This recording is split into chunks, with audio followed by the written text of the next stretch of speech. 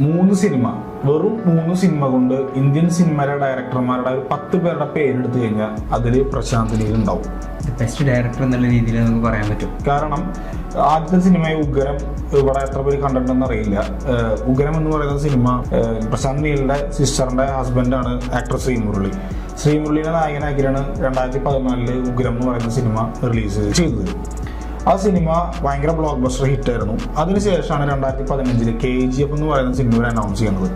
പിന്നെ അവിടെ നിന്ന് എല്ലാവർക്കും അറിയാം KGF ഉം KGF 2 അതിൻ്റെ കാര്യങ്ങളൊക്കെ അറിയാം. അതുകൊണ്ടാണ് നമ്മളിപ്പോൾ സലാർ എന്ന് പറയുന്ന സിനിമയ്ക്ക് വരെ വെയിറ്റ് ചെയ്ത് പോകുന്നുണ്ട്. അപ്പോൾ സലാർ കാണാനുള്ള പ്രധാനപ്പെട്ട കുറച്ച് കാരണങ്ങൾ, അല്ലെങ്കിൽ എന്തുകൊണ്ട് സലാർ എന്ന് പറയുന്ന സിനിമയ്ക്ക് വേണ്ടിയിട്ട് ആളുകൾ വെയിറ്റ് ചെയ്യുന്നു, എന്തിന് വെയിറ്റ് ചെയ്യണം എന്നുള്ള കുറച്ച് കാര്യങ്ങളാണ് നമ്മൾ ഈ വീഡിയോയിൽ പറയാം. പ്രധാനമായിട്ട് പറയുകയാണെങ്കിൽ ഇപ്പോൾ പ്രഭാസ് എന്ന് പറയുന്ന ഒരു നടൻ, പ്രഭാസ് അറിയാം നമുക്ക്. ബാഹുബലി 1, 2 കഴിഞ്ഞതിന് ശേഷം ഭയങ്കര ഹൈറ്റ്സിലാണ് നിൽക്കുന്നുണ്ടായിരുന്നേ. അവിടെ നിന്ന് നേരെ താഴോട്ട് വന്നു ആള്. രാധേശ്യാമും സാഹോയും ചെയ്തു, ഭയങ്കര ഫ്ലോപ്സ് കിട്ടി, ഭയങ്കര വിമർശനങ്ങൾ വന്നു. ഇപ്പൊ ആദിപുരുഷൻ റിലീസ് ചെയ്യാൻ നിൽക്കുന്നു. ആദിപുരുഷന്റെ ഒക്കെ കാര്യം പറയുകയാണെന്നുണ്ടെങ്കിൽ ഒരാൾ ഇപ്പൊ സത്യത്തിൽ പ്രതീക്ഷ എന്ന് വെക്കുന്നില്ല സിനിമയ്ക്ക്.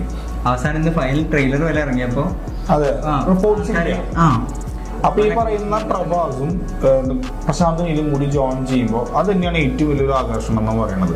കാരണം KGF 2 കൊടുത്തിട്ടുള്ള സക്സസ് എന്ന് പറഞ്ഞു കഴിഞ്ഞാൽ അത് സിനിമയുടെ 1000 crore ക്ലബിൽ വന്നിട്ടുള്ള ഒരു സിനിമയാണ്. അപ്പൊ ഹെവി സക്സസിൽ നിൽക്കുന്ന ഒരു ഡയറക്ടർ അതിനുശേഷം ചെയ്യുന്ന സിനിമ എന്ന് പറയുമ്പോൾ സ്വാഭാവികമായിട്ടും ആൾക്കാർ അതിനെ പറ്റിയിട്ട് സംസാരിക്കും. അങ്ങനെയാണ് KGF 2ന്റെ സമയത്ത് തന്നെയാണ് സലാറിന്റെ അനൗൺസ്മെന്റും കാര്യങ്ങളും ഇതൊക്കെ വന്നിട്ടുണ്ടായിരുന്നത്. KGF റോക്കി ബായ് ഈ ഒരു യൂണിവേഴ്സ് ക്രിയേറ്റ് ചെയ്തിട്ട് അതിൽ വരുമോ എന്നുള്ള ചർച്ചകളും കാര്യങ്ങളൊക്കെ വരുന്നുണ്ടായിരുന്നു. റോക്കി ബായിനെ ക്യാമിയോ റോളിൽ സലാറിൽ കൊണ്ടുവരും എന്നുള്ള കാര്യങ്ങളുണ്ടായിരുന്നു. അപ്പൊ എന്തുകൊണ്ട് സലാർ ശരിക്കും ഒരു പാൻ ഇന്ത്യൻ ലെവലിൽ വെയിറ്റ് ചെയ്തുകൊണ്ടിരിക്കുന്ന ഒരു സിനിമയാണ്. തീർച്ചയായും അത് മേ ബി പറയുകയാണെങ്കിൽ ഇപ്പൊ യാഷിന്റെ കാര്യത്തിൽ പറയുകയാണെങ്കിൽ യാഷിനെ റോക്കി ബായ് ആക്കിയത്, റോക്കി ബായെ ഇന്ത്യൻ ജനതയുടെ മൊത്തം ഹൃദയമാക്കി മാറ്റിയതും പ്രശാന്ത് നീലാണ്. കാരണം ആളൊരു അസാധ്യ കഴിവുള്ള മനുഷ്യനാണ്. അതായത് എങ്ങനെ സിനിമ ചെയ്യണം, ആൾക്കാർക്ക് എങ്ങനെ സിനിമയുമായി കണക്ട് ചെയ്യണം എന്ന് നല്ലപോലെ നോളജ് ഉള്ള ഒരു മനുഷ്യനാണ്. ഇതിന്റെ ഏറ്റവും വലിയ രസം എന്ന് പറഞ്ഞാൽ പുള്ളിയും വേറെ ഒരു ഡയറക്ടറുടെ കൂടിയും അസിസ്റ്റന്റ് ആയിട്ടോ അല്ലെങ്കിൽ ഫിലിം ബാക്ക്ഗ്രൗണ്ട്സ് ഒന്നുമില്ല. ഈ പറഞ്ഞ നല്ല വിഷൻ ഉണ്ട്, നല്ല വിഷൻ ഉള്ള ഒരു ഡയറക്ടറാണ്. അപ്പോൾ ഓട്ടോമാറ്റിക്കലി ആ വിഷൻ, നല്ല വിഷൻ ഉണ്ടെങ്കിൽ നമുക്ക് ആ വിഷനുമായി ബന്ധപ്പെട്ട ആൾക്കാർ കണക്ട് ആവുമെന്ന് പറയുന്ന പോലെ അങ്ങനെ വന്നിട്ടുള്ള ഒരു സിനിമയാണ് KGF 1 ഉം 2. KGF 1 അത് റിലീസ് ചെയ്യുമ്പോൾ ഇപ്പോൾ ഓർമ്മയുണ്ട്, അവരത് കന്നഡ ഇൻഡസ്ട്രിക്ക് വേണ്ടി മാത്രം എടുത്ത സിനിമയായിരുന്നു. ആ സിനിമ രാജമൗലിയൊക്കെ കണ്ടിട്ടാണ് ഇത് മൾട്ടി ലാംഗ്വേജിൽ സിനിമ ഇറക്കാൻ പറയുകയും അങ്ങനെയാണ് KGF ഇത്ര സക്സസ് ആയതും അതിന് വരുന്ന KGF 2 ഇത്ര ഹെവി സക്സസ് വന്നതും. ഇന്നും പ്രതീക്ഷിക്കുന്ന ഒരു കാര്യം. ഇപ്പോൾ ലോകേഷ് സിനിമാറ്റിക് യൂണിവേഴ്സ് നമുക്കറിയാം LCU ഓപ്പൺ ചെയ്തിട്ടുണ്ടോ ഓൾമോസ്റ്റ്. അപ്പോൾ അതുപോലെ തന്നെ Prashanth Neel cinematic universe open ചെയ്യപ്പെടുമോ എന്നുള്ള സംസാരം കാര്യങ്ങളൊക്കെ വരുന്നുണ്ടായിരുന്നു. ഇപ്പോൾ 3 നിൽക്കുന്നതുകൊണ്ട് തന്നെ എന്തുകൊണ്ടൊരു പോസിബിലിറ്റി അവിടെ ചാൻസസ് ഉണ്ട് സലാറിന്. കാരണം ഈ പ്രശാന്ത് നീൽ എന്നുള്ള ഒറ്റ പേര് കൊണ്ടാണ്, പ്രഭാസ് എന്ന് പറയുന്ന പേര് കൊണ്ട് അല്ല സത്യത്തിൽ സലാറിന് അത്ര വാല്യൂ കിട്ടുന്നത്. പ്രഭാസിന്റെ സ്ഥാനത്ത് വേറെ നടനാണെങ്കിൽ കൂടി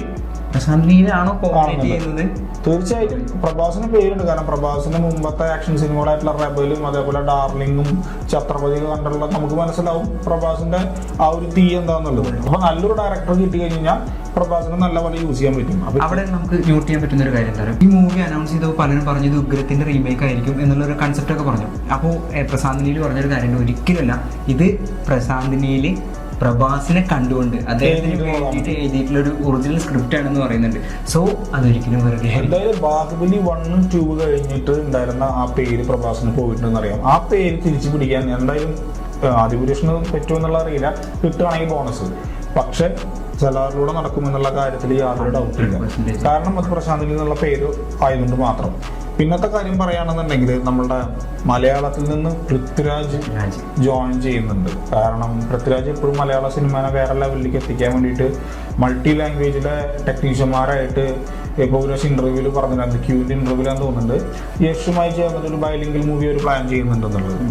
KGF-നൊക്കെ പ്രൊഡ്യൂസ് ചെയ്ത ഹോംബാലെ ഫിലിംസ് ടൈസൺ എന്ന് പറയുന്ന പൃഥ്വിരാജിന്റെ ഡയറക്ട് ചെയ്യുന്ന നായകനാവുന്ന ഒരു സിനിമ ചെയ്യുന്നുണ്ട്. സോ എല്ലാ ഇൻഡസ്ട്രികളുമായിട്ട് പൃഥ്വിരാജിന് നല്ല ബന്ധമുണ്ട്. അപ്പോൾ ആ ഒരു ബന്ധം വഴിയായിരിക്കാം മേ ബി ഈ ഒരു സലാറിലേക്ക് സെലക്ട് ചെയ്യപ്പെട്ടതും. അങ്ങനെന്തോ ഇന്റർവ്യൂവിൽ പറഞ്ഞ് കേട്ടിട്ടുണ്ട്. അപ്പോ വരദരാജ മന്നാർ എന്ന് പറയുന്ന ക്യാരക്ടറായിട്ടാണ് പൃഥ്വിരാജ് ഈ പടത്തിൽ ചെയ്യുന്നത്. അതായത് ജഗപതി ബാബുവിന്റെ മകനായിട്ട്, രാജമന്നാറിന്റെ മകനായിട്ട്, അതായത് ഒരു ആന്റി ഹീറോ ക്യാരക്ടറിലാണ് വരുന്നത്. അപ്പൊ എന്തായാലും അതൊരു ഇൻട്രസ്റ്റിംഗ് ഫാക്ടർ നമുക്ക് കാണാൻ വേണ്ടി. രണ്ടാണെങ്കിലും ഇപ്പൊ രാജമന്നാറാണെങ്കിലും വരദരാജമന്നാറാണെങ്കിലും രണ്ടാൾക്കും കട്ടക്കൊരു അല്ല, ഈ പ്രത്യേകിച്ച് നമ്മൾ പ്രശാന്ത് നീൽ സിനിമകൾ ശ്രദ്ധിച്ചാൽ മനസ്സിലാവും വില്ലനിസം ഭയങ്കര ഹെവിയാണ്. അതായത് നായകന് എപ്പോഴും അടിച്ചു നിൽക്കാൻ വില്ലന്റെ അടുത്ത് പറ്റില്ല. ക്ലൈമാക്സിൽ എന്തോ ഭാഗ്യം കൊണ്ടാണ് നായകൻ ജയിക്കുക എന്നുള്ള ലെവലാണ്. അല്ല, ശരിക്കും അങ്ങനെ സിനിമ വേണം. വില്ലൻ എത്രത്തോളം പവർഫുൾ ആണോ അത്രത്തോളം സിനിമ ഇൻട്രസ്റ്റിംഗ് ആവും. അതാണ്. അല്ലാണ്ട് തുടക്കം തന്നെ വില്ലൻ അടിച്ചിട്ട് കഴിഞ്ഞാൽ സിനിമ കാര്യമില്ലല്ലോ. അപ്പൊ അതുകൊണ്ട് തന്നെ പൃഥ്വിരാജും ഈ പറഞ്ഞ ജഗപതി ബാബുവിന്റെ ക്യാരക്ടർ അത്രയും പവർഫുൾ ക്യാരക്ടർ ആയിരിക്കും. അതായത് നമുക്ക് കേട്ടൊരു ന്യൂസ് പ്രകാരം പ്രഭാസ് കുറച്ച് പേർക്കും ഒന്ന് ഇവരുടെ അടുത്ത് പിടിച്ചു വെക്കാനായിട്ട്. പ്രഭാസ് തന്നെ ഇതിനെ കുറിച്ച് പറയുന്ന ഒരു കാര്യമുണ്ട്, ഭയങ്കര വയലന്റ് ആയിട്ടുള്ള ഒരു ക്യാരക്ടറാണ്, ഒപ്പം ഞാൻ ഇതുവരെ ചെയ്യാത്തൊരു സാധനമാണെന്ന് പ്രഭാസ് പറയാം. ക്യാപ്ഷൻ കണ്ടിട്ടില്ലേ, ദ മോസ്റ്റ് വയലന്റ് മാൻ. അതായത് ഹെവി ആക്ഷൻസ് ഉണ്ടായിരിക്കും. കാരണം അത് മാത്രമല്ല, ഈ പ്രശാന്ത് നീലിന്റെ സിനിമകളിൽ വെപ്പൺസ് ഒക്കെ ഭയങ്കര അധികമായിട്ട് യൂസ് ചെയ്യുന്ന സീൻസുകൾ വരാറുണ്ട്. ഇപ്പൊ KGF ആണെങ്കിലും ഉഗ്രത്തിലാണെങ്കിലും നമുക്ക് കാണാൻ പറ്റും. വെപ്പൺസ് വിട്ടിട്ടുള്ള ഒരു കളിയില്ല. ലോകേഷിന്റെ കാര്യം പറയുന്ന പോലെ തന്നെയാണ്. ലോകേഷിന് വെപ്പൺസ് ഭയങ്കര ഇഷ്ടമാണ്. അതേപോലെ തന്നെയാണ് പ്രശാന്ത്. രണ്ടും ഒരു നാണയത്തിന്റെ അപ്പുറം പറയാൻ പറ്റും. രണ്ടും എൻ്റെ പേഴ്സണലി എൻ്റെ ഫേവറേറ്റ് എൻ്റെ ഡയറക്ടേഴ്സാണ്. അപ്പൊ അതുകൊണ്ട് തന്നെ ഈ ഒരു പടത്തിലെ ഫൈറ്റ്സുകൾ ഹെവി ആയിരിക്കും എന്നുള്ള കാര്യത്തിൽ എന്താണ് കഥ അല്ലെങ്കിൽ എന്താണ് പ്ലോട്ട്, ഇനി പറഞ്ഞ മാതിരി Prashanth Neel cinematic universe open ചെയ്യൂ, അതൊക്കെ വെറും അഭിമുഖങ്ങൾ മാത്രമാണ്. എന്താണ് സംഭവം എന്നുള്ളത് നമുക്കറിയില്ല. മറ്റൊരു കാരണം ബൈക്ക് സെലർ എന്നുള്ളതിന് കാരണം ഈ ക്രൂ KGFന്റെ സെയിം ക്രൂ തന്നെയാണ്. മെയിനായിട്ട് പറയണമെന്നുണ്ടെങ്കിൽ രവി ബാസൂർ മ്യൂസിക് ചെയ്യുന്നുണ്ട്. ഇപ്പൊ ആദ്യം പറഞ്ഞ മാതിരി KGF 2 കഴിഞ്ഞിട്ട് ഇപ്പൊ കന്നഡയിൽ വേറൊരു പടം അങ്ങനെ ചെയ്തിട്ടില്ലെന്ന് തോന്നുന്നു. പക്ഷെ ഈ പ്രശാന്ത് നീലിന്റെ ഗണത്തിലേക്ക് വരുമ്പോ അത് പ്രശാന്ത് ചെയ്യിപ്പിച്ചോളും നല്ല പോലെ. കാരണം ആ ഫീല് കിട്ടുന്ന രീതിയിൽ സ്ക്രീൻ പ്ലേ ഉണ്ട്, ഡയറക്ഷൻ ഉണ്ട്. അപ്പൊ ഓട്ടോമാറ്റിക്കലി മ്യൂസിക്കും പിന്നെ എന്ത് വന്നാലും രവി ബാസൂർ ഒരു ബ്രാൻഡായി മാറിയത് പ്രശാന്ത് നീൽ സിനിമകളിലൂടെയാണ്. അപ്പൊ എന്തായാലും നല്ല ഔട്ട്പുട്ട് പുള്ളി കൊടുക്കും എന്നുള്ള കാര്യത്തിൽ ഡൗട്ടില്ല. ഇതാണ് മെയിനായിട്ട് നമ്മളിപ്പോൾ ഈ പറയുന്ന സലാർ വെയിറ്റ് ചെയ്യാനുള്ള ഒരു പ്രധാനപ്പെട്ട കാരണം. എന്തായാലും തിയേറ്റർ ഡിസ്ട്രിബ്യൂഷൻ മിക്കവാറും പൃഥ്വിരാജ് പ്രൊഡക്ഷൻസ് ആവാനാണ് ചാൻസ്. അഭിനയിക്കുന്നത് കൊണ്ട് തന്നെ എന്തായാലും നല്ല രീതിയിലുള്ള മാർക്കറ്റിങ്ങും കാര്യങ്ങളൊക്കെ വരും. സെപ്റ്റംബറിലാണ് സിനിമ റിലീസ് ചെയ്യാൻ പ്ലാൻ ചെയ്തിട്ടുള്ളത്. സെപ്റ്റംബർ ഫിക്സ് ചെയ്തു, അതിനൊരു മാറ്റമില്ല എന്നുള്ളത് ഈ അടുത്ത് ഹോംബാല ഫിലിംസിലൂടെ അവർ പറഞ്ഞിട്ടുണ്ടായിരുന്നു. അപ്പൊ എന്തായാലും സലാറിന് വേണ്ടിയിട്ട് നമുക്ക് വെയിറ്റ് ചെയ്യണം. കാരണം ഒരു പ്രശാന്ത് സിനിമ 200 കോടി ബഡ്ജറ്റിലാണ് സിനിമ വരുന്നത്. എന്തായാലും പാനിന്റെ ലെവലിലാണ്. കാരണം പ്രഭാസിന് നല്ല നോർത്ത് സൈഡിലൊക്കെ പ്രഭാസിന് ഭയങ്കര ഫാൻ ബേസ് ഉണ്ട്. പ്രത്യേകിച്ച് ഈ ആദ്യ പുരുഷൊക്കെ വരാൻ നിൽക്കുന്നതുകൊണ്ട് തന്നെ നോർത്ത് ബേസിലാണ് അതിന്റെ പ്രൊമോഷൻസും കാര്യങ്ങളൊക്കെ കൂടുതൽ നടക്കുന്നത്.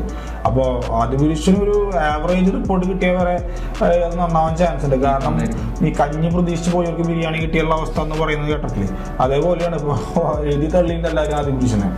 ഈ അടുത്ത ട്രോളുകളിലൊക്കെ വന്നു, മറ്റേ ഹനുമാന് വേണ്ടിയിട്ടൊരു സീറ്റ് ഒഴിച്ചിടണം എന്നൊക്കെ പറഞ്ഞിട്ട്. അപ്പൊ ആ സിനിമേനെ അറിഞ്ഞും കുറഞ്ഞ വലിച്ചു കീറുന്നുണ്ട്. പക്ഷെ എന്റെ മനസ്സ് പറയുന്നത് ആ സിനിമ എന്തായാലും ആ ഒരു സിനിമയുടെ സക്സസോ അല്ലെങ്കിൽ ആ സിനിമയുമായി ബന്ധപ്പെട്ട് നോർത്ത് സൈഡിൽ പ്രഭാസിന്റെ ഫാൻസ് ഉള്ളതുകൊണ്ട് തന്നെ നോർത്ത് സൈഡിൽ നിന്നുള്ള ഫിലിം ക്രിറ്റിക്സുകാരൊക്കെ ഈ സലാറിനെ പറ്റിയിട്ടുള്ള അപ്ഡേറ്റ്സ് നിറയെ കൊടുത്തുകൊണ്ടിരിക്കുന്നുണ്ട്. കാരണം അവർ ടോട്ടലി വെയിറ്റ് ചെയ്യുന്നുണ്ട്, ഹിന്ദി ബേസ്ഡ് ആൾക്കാരൊക്കെ. അപ്പൊ എന്തായാലും സെപ്റ്റംബറിൽ സലാർ റിലീസ് ഉണ്ട്. എക്സ്പെക്ടേഷൻസ് ഹൈ അല്ലേ? തീർച്ചയായും നമ്മൾ കട്ട വെയിറ്റിംഗ് ആണ് അടുത്തൊരു കുലികത്തിന് വേണ്ടി. ഇതൊക്കെയാണ് സലാർ കാണാനുള്ള അല്ലെങ്കിൽ സലാർ വെയിറ്റ് ചെയ്യാനുള്ള മെയിൻ കാരണങ്ങൾ.